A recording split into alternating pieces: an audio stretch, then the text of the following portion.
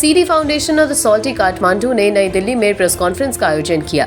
आपको बता दें कि काठमांडू में 15 जुलाई से इंडियन फूड फेस्टिवल का आयोजन किया जा रहा है और ये आयोजन 24 जुलाई तक चलेगा, यानी कि ये आयोजन 10 दिनों तक चलेगा।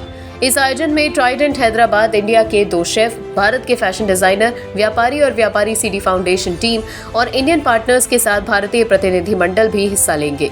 इसका उद्देश्य व्यापार और संस्कृति सहयोग को बढ़ावा देना है।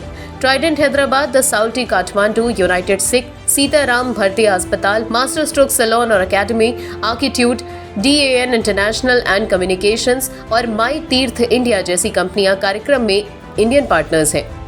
इस प्रेस वार्ता के दौरान सीडी फाउंडेशन के निदेशक चारू दास ने कहा कि हम इस फूड फेस्टिवल के लिए सॉल्टी काठमांडू के साथ साझेदारी कर रहे हैं और साथ ही उत्सव, व्यापार और खाद्य प्रचार के इस मिश्रण में नेपाल को भारत का स्वाद देने की उम्मीद कर रहे हैं। और हमारी फाउंडेशन 7 साल से ये काम कर रही है। हम एम्बेसीज़ को, मिशंस को, कंट्रीज़ को एक प्लेटफॉर्म प्रोवाइड करते हैं कि जहाँ वो अपना ट्रेड, टूरिज़्म, कल्चर प्रमोट कर सके।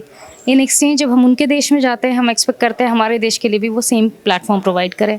तो यही काम है मेरा। और इंडियन एंटरप्रेन्योर्स, बिजनेसमैन, ट्रेडर्स जो आप मेरे पार्टनर्स से आज मिले, उनको मैं इस प्लेटफॉर्म में लेके आती हूँ, क्योंकि सबके लिए सक्षमता नहीं होती, समय नहीं होता, रिसोर्सेज नहीं होता इंडिविजुअली ये करने का।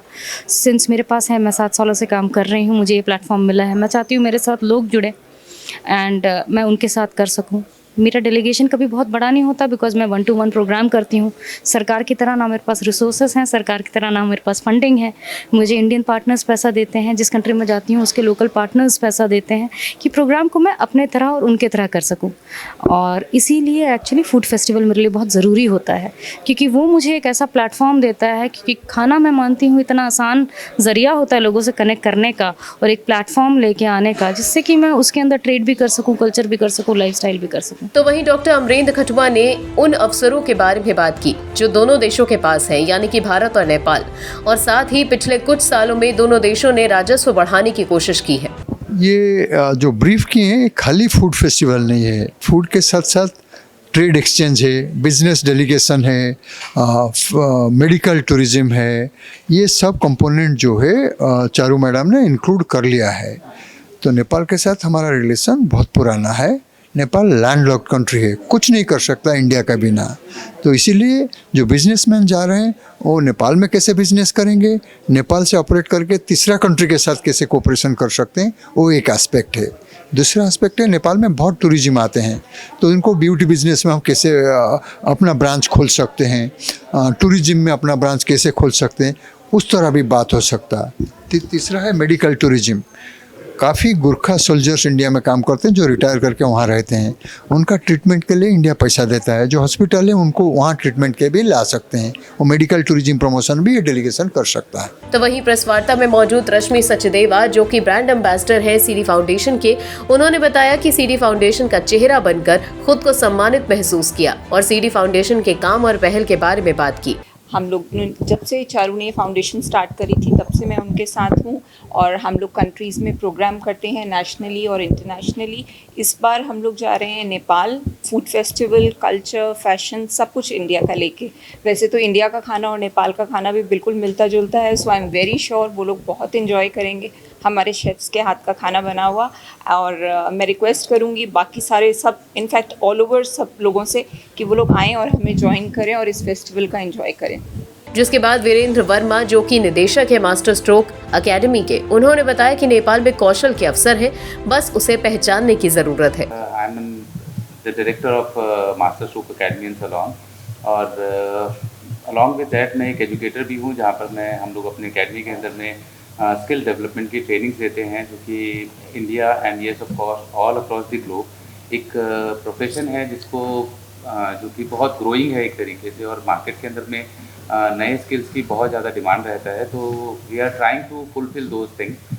सो it's going to be 1 year for our academy as well as to the salon.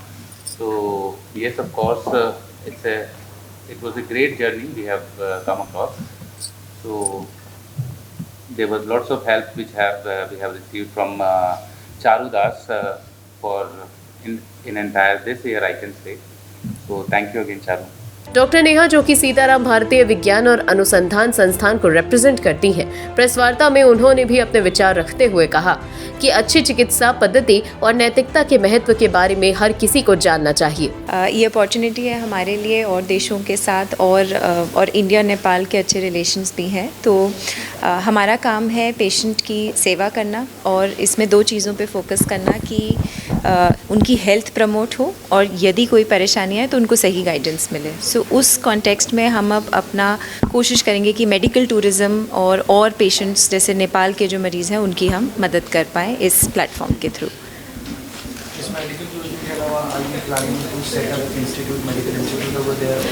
नहीं, हमारे कुछ रिसर्च प्रोजेक्ट्स हैं जो हम उनके साथ टाई अप करते हैं, जिसमें कि हम मेडिकल लर्निंग को प्रमोट करते हैं, क्योंकि हमारा institute of science and research है। तो हमारे ऑलरेडी नेपाल के कुछ इंस्टीट्यूट्स के साथ टाई अप है और हम मेडिकल स्टडीज़ कर रहे हैं वहाँ पे। वहाँ के कॉलेजेस, मेडिकल कॉलेजेस, वहाँ के डॉक्टर्स उनके साथ, और इस समय हम उनके साथ पार्टनर कर रहे हैं, कोलैबोरेट कर रहे हैं ताकि हम साइंस एडवांसमेंट्स में और रिजल्ट्स पा पाएँ। जो आयोजन नेपाल की राजधानी काठमांडू में होने जा रहे हैं, ये कई मायनों में दोनों देशों के हित में है, क्योंकि इस कार्यक्रम के माध्यम से हम अपने व्यापार और संस्कृति को आसानी से बढ़ावा दे सकते हैं। ब्यूरो रिपोर्ट, जनहित टाइम्स।